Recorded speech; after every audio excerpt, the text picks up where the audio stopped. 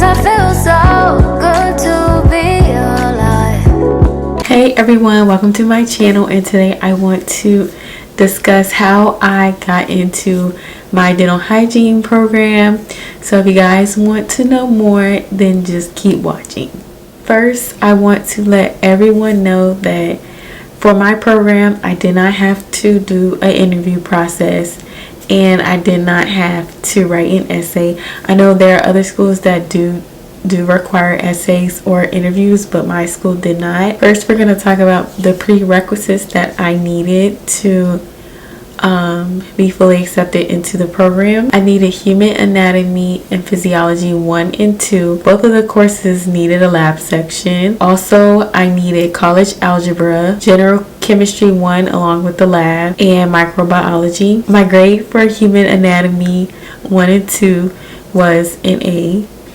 For College Algebra, I had a B. For General Chemistry 1 with the lab, I had a B averaged together, so I had a B in lecture and a B in lab, and I took that at my university, my previous university. And for microbiology, I got an A. I wasn't too nervous about my grades, but I was kind of worried that everyone else probably had better grades than me, so I was kind of like overthinking my grades, because I did hear that the program was like overly competitive and it was very selective, so like only 25 students were accepted into the program out of like thousands of applicants. So that was kind of like putting my nerves into overdrive. So I don't know, I kind of like overthought my grades, even though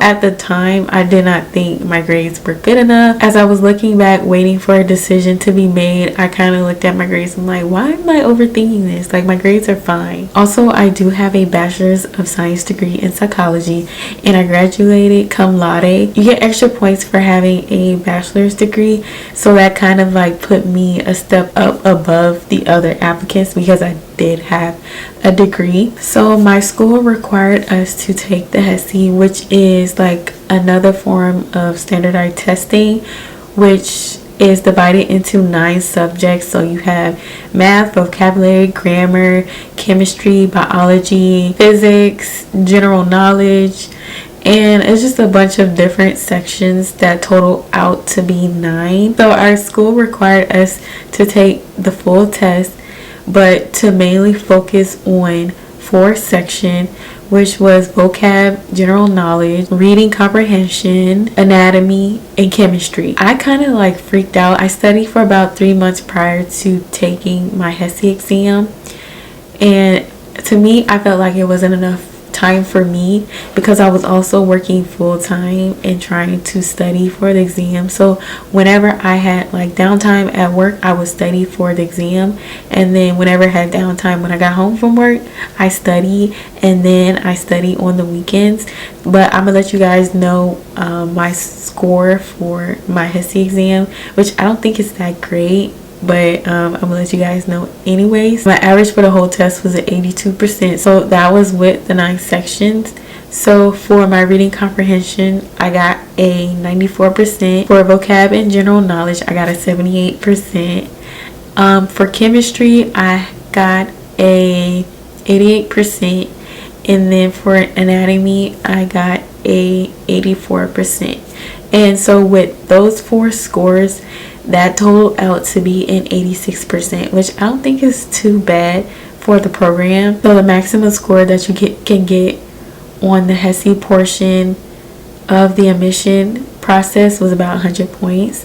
So I don't think 4 points from a 90% wouldn't like knock me down from getting accepted. At least I don't think. I was kind of freaking out in the beginning after I took the test, because I did get a 78% on the vocab section, and I kind of wanted to take the test again, but I have like really bad test anxiety, so I didn't want to go through that process again and just get a worse score. So I was like, you know what, if I don't get in the first time, then I'm gonna just reapply. Also, in order for the admissions team to fully look at your application, you have to receive an overall score of a 75% and above to be given preference over the other student. Also, you needed shadowing hours. So for my program, I needed a minimum of 8 hours, and I decided to shadow my dental hygienist. I didn't really want to look elsewhere because I really like my dental hygienist. She's been cleaning my teeth for about I think about 2 years plus, and it was really hard for me to find like a great dentist in my area. Yeah, I just stuck with her. I liked how nice she was to me, and yeah, she just seemed like a nice lady. So I just I was nervous because I didn't want her to say no, but no is the worst thing she could say. I could have just took the time to research somewhere else to shadow, but I really wanted her because she's a black dental hygienist, and I just wanted to know what her experience was like being a black African American in dentistry. So I just stuck with her. Honestly, an easy process. I just asked her.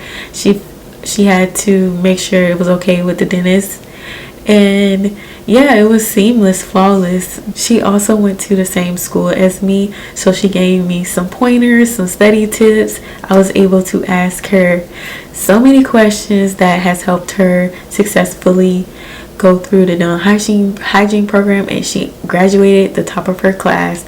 So that was a plus for me. She gave me so many helpful tips, so many studying advice, and she even showed me how to properly study like the different types of teeth. So like the teeth on this side is way different than the teeth on this side. So yeah, that's just some things that she taught me.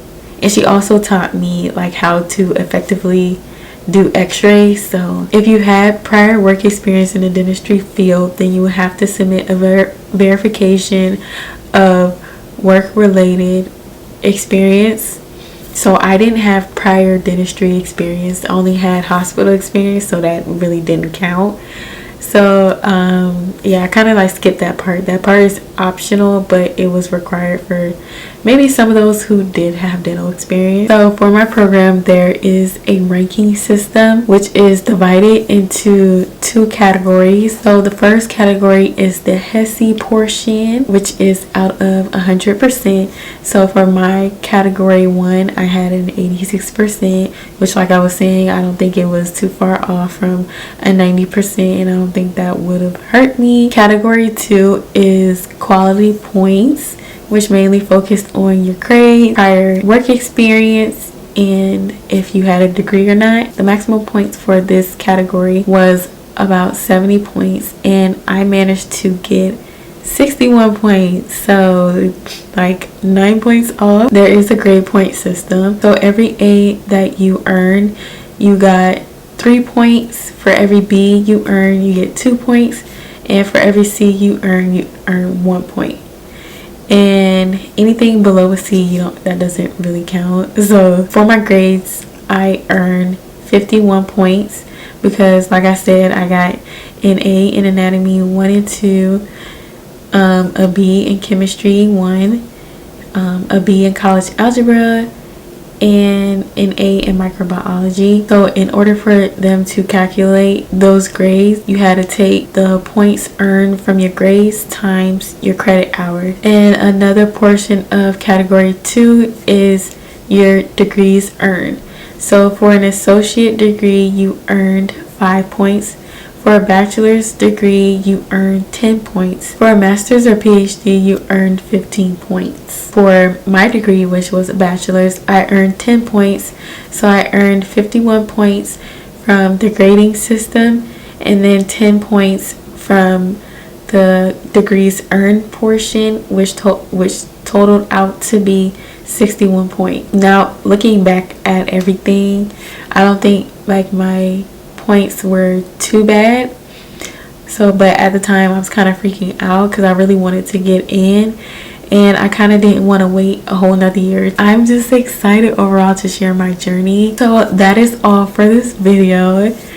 If you guys enjoyed this video, give it a thumbs up, leave me a comment down below, and of course subscribe to my channel to see more content from me, and to also follow me on my dental hygiene journey. I'm loving that I am getting this chance to share my journey with you guys and to also help other future dental hygienists. So yeah, see you guys in the next video. Bye.